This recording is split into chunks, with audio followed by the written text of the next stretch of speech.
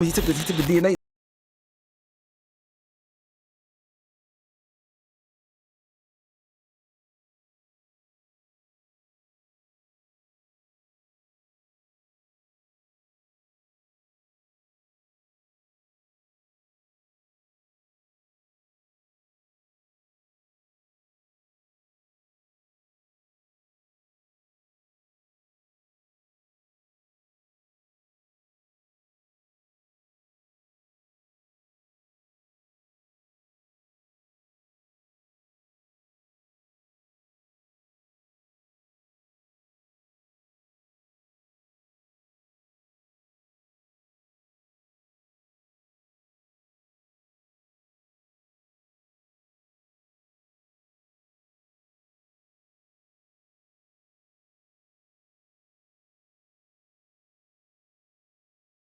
For years, Rymir Satwait has claimed that Jay-Z is his father, not for clout, not for money, but simply for the truth. After more than a decade of being ignored, blocked in court, and possibly even threatened, his fight for answers is gaining momentum, and Jay-Z may finally be forced to confront what he's been avoiding. Let's rewind to the beginning. Rymir says his mother, Wanda, became pregnant with him when she was just 15 or 16. She had 2 sons, with Rymir as the eldest, and she often hinted that the man raising him wasn't his biological father. When Rymir was about 8 years old, Wanda finally told him the truth. His real father was someone powerful, someone famous, someone named Jay-Z. At first, you offered him bread, like, and everything, but his aunt, this is like his caretaker, didn't like approve of it. She said, "No, Jay-Z got a lien on her house and all type of shit that was going on." Yeah, the lady put her paperwork and everything with his name on it and all that. I mean, but young boy's so thorough though. He just wanted dad. He not trying to get no money. He not trying to do none of that. I mean, that's why. So I told him when he called me 2 years ago. I said, "Listen, I don't want to be the one to tell your story because they're gonna think I'm trying to catch rep off of it. So let me let you tell your story somewhere else first. I mean, then I could talk about it. But he called me like 2 years ago, telling me like, I said, "Oh, young boy." He's like, "I just want a dad. I don't want no money. I'm already 18. I think he was like 20 something at the time. But something happened to him, and I was like, "Yo, that sounds kind of weird." He said he was coming out from work, going to work, and it was a gun in his car. Like when he opened the door, he seen the gun. He said he went to go call his man, like, "Yo, did you leave a gun in my car?" His man's like, "No." He said, "Why you on the phone talking to his man?" The cops pull up and lock him up. He said he told the cops, "No, that's not my gun." He's like, so he went in the building he was in, and they seen that somebody pulled up and put the guns in his car. Oh. And pulled off. I said, "Bro," I don't know nobody in the hood that got guns to just waste like that to do that. I don't know what. He's like, "Yeah, so like Jay-Z had a gag order against him, like trying to get a gag order and trying to." And my thing is, if this is not my son, I just take a test, get over with. Yeah. The fact that you did dodge it and whatever, to me, I don't know. I think his mom was underage or something when he was born, so I think that's probably. Oh. Yeah, I think that's probably part of it. Yeah. But like I said again, it's not the same as now. But is the mom still alive? No, she died. She died. Huh. She was 15 when she had him. Oh. How old was Jay? Like 20 something, I guess. Oh. Like 20, probably early 20, like 20. According to Wanda, she first met Jay-Z in 1992 at his aunt's apartment in the Brooklyn projects. They hooked up, used protection, but it failed. After that night, she never heard from him again. No calls, no contact, no way to reach him. As the years went by, Wanda's health began to decline. When she was no longer able to care for Rymir, custody was handed over to his godmother and legal guardian, Lily Coley. Rape has a statute of limitations? Yeah, everything has statute of limitations except for murder. It's like probably 7 years. He can't even get locked up for it at all. That's why the girl can't file no charges against him, because it's a statute of limitation. You know what I'm saying? And he said, "Yo, man, my man is Jay-Z's son. He want to talk to you." Like, I said, mind you, the first thing I thought, like, this nigga lying. I said, "All right, I'll talk to him, but young boy the chef." So I talked to him. I told him, I said, "Listen, young man, I don't want you to do the video with me because it's gonna look like I fished you out. And I'm trying to do a video with you because you Jay-Z's son, I'm trying to hate and all that." And I said, "Plus it's gonna be a lot of backlash on you. People gonna say they're not gonna believe you and all that, so I don't know if you wanna do it with me first." I could have easily get the money off of him and all that shit. And I said, "I ain't gonna even talk about this shit until you talk about it first." So when I see he talked about it, that's the only reason I talked about it. But he said a lot of stuff that I still ain't said yet. That's unbelievable. But they anytime a person make you sign a gag order, that type of shit, that means you really must believe that's your son. Cause if you're not my son, I know you ain't my son, nigga. I'm not, nigga. You're not my son, bro. I'm not making you sign no gag. Wait, he made his son, or he made the baby mom sign a gag order? The aunt. I think the mom is like maybe dead or something. So it's the aunt that got custody of him, and they offered him money. They offered him money. How'd the mom die? Oh, I forgot. I don't know if he told me that, but I know they offered the young boy aunt money, but he said my aunt, she already had a couple dollars, and she's like, no, they ain't. I mean, I said, bro, if he offered me any millions, I'm taking it. My dad, you give me some millions, I'm done. That's it. But the nigga not offering you no millions if they're not your son. Especially not that nigga. That nigga, he might offer you 5,000, like yeah, you got millions. I said, bro, you ain't take that. But you know, his aunt had custody of him, like so. She turned it down. That's when the legal fight for the truth began. But instead of agreeing to a simple DNA test, Jay-Z and his legal team allegedly went to great lengths to shut the case down. In 2015, with help from his godmother Lily, who works as a paralegal, Rymir filed a paternity suit. But Jay's lawyers came back aggressively, using what Lily describes as shady tactics. She claims they tricked Wanda into signing legal papers while she was recovering in the hospital after a coma. Those documents removed Lily's name from the case, something Wanda never actually agreed to. That single move got the entire case tossed out. But Rymir wasn't finished. Do you believe the guy that was really Jay-Z's son? I mean, only reason I believe it because I know Jay-Z's smart and he got a lot of money, and if it wasn't, he wouldn't even acknowledge it.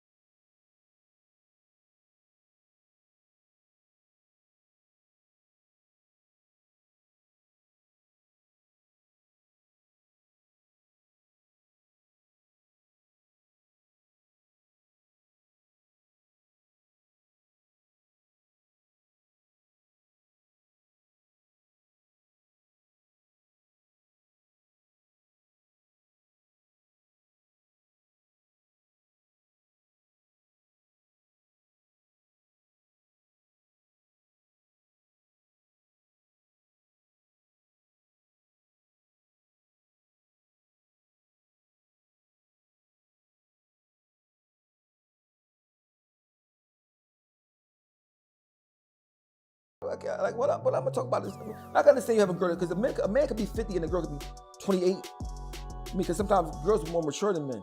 But when you start talking about underage and close to this 20 and 19, they just get you something wrong with you. In 2018, The Sun reported that Rymir filed new documents accusing Jay-Z of using his money, fame, and legal influence to dodge a paternity test for more than 8 years. But things only got stranger. The court kept insisting that Rymir's biological father had already been identified. Yet when reporters checked his birth certificate, no father was listed. Even more shocking, court records revealed that members of Rymir's own legal team had been secretly working with Jay-Z's lawyers behind the scenes. So not only was Jay-Z allegedly avoiding a DNA test, he may have had inside help to do it.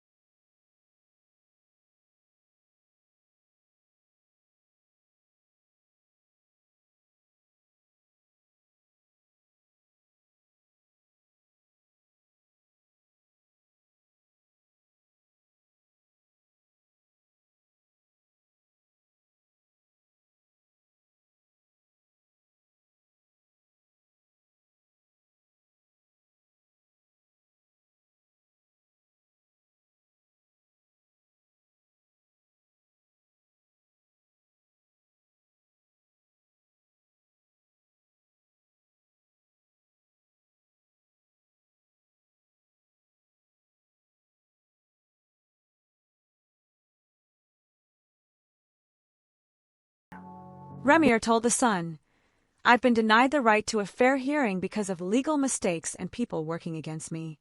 If Jay-Z says I'm not his son, then just take the test. Prove it." But Jay-Z stayed silent.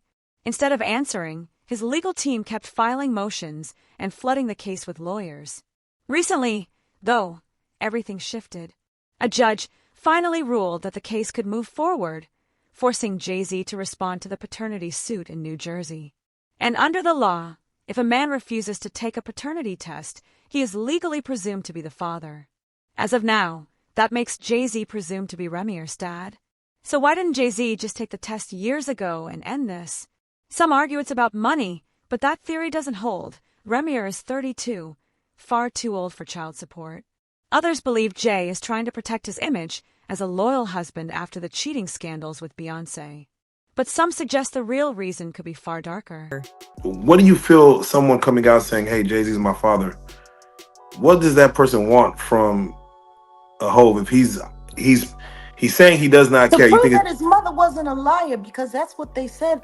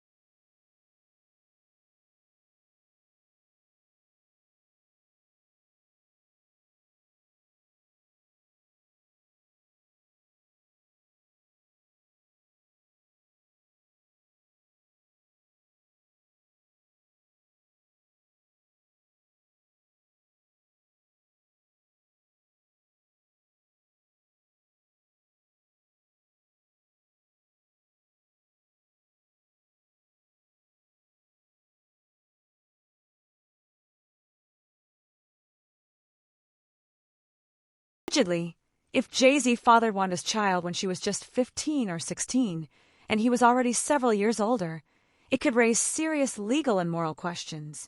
That alone might explain why he's been dodging this issue for so long. Rumors of Jay being involved with underage girls have circulated for years, and this case is only amplifying those whispers. Was I shocked when Jay said the line in Picasso Baby? Yes, because we've talked about that. We have a history that supersedes music, and we know how this business works. We sit back and we laugh at those rumors. We laugh at that. I think he began to feel the pressure because people were saying my age, the age thing. She was 15, 14. She was 15, 14. And after a while, that gets to a person. The Jay I know, the Sean I know, never comes out of character. Produce the master recordings, Mr. Carter. It's the L99 for real. She ain't know no better. Tell me about your audition with Jay-Z. Tell me what he said to you. A really good audition. And what did he say to you? He said something to you. Oh yes, he said we don't sing songs.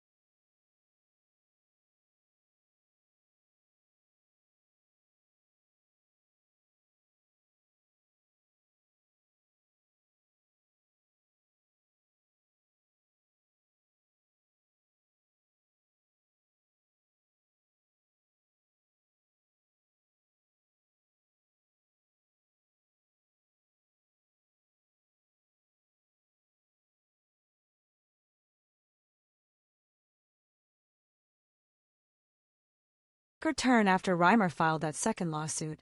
One night in September, while he was hanging out in a parking lot. His car was the only one sprayed with bullets. Lily insists that wasn't random, it was connected to the case. Soon after, she says, strangers began showing up at her house. Cars tearing across her lawn. Knocks on the door at 4 a.m. All of it started right after they filed the latest court papers. In her words, this is bigger than Jay-Z. This is about the system protecting the powerful and burying the truth. And for Rymir, the fear isn't just legal. It's what happens to people who don't give Jay-Z what he wants. Just look at Aaliyah.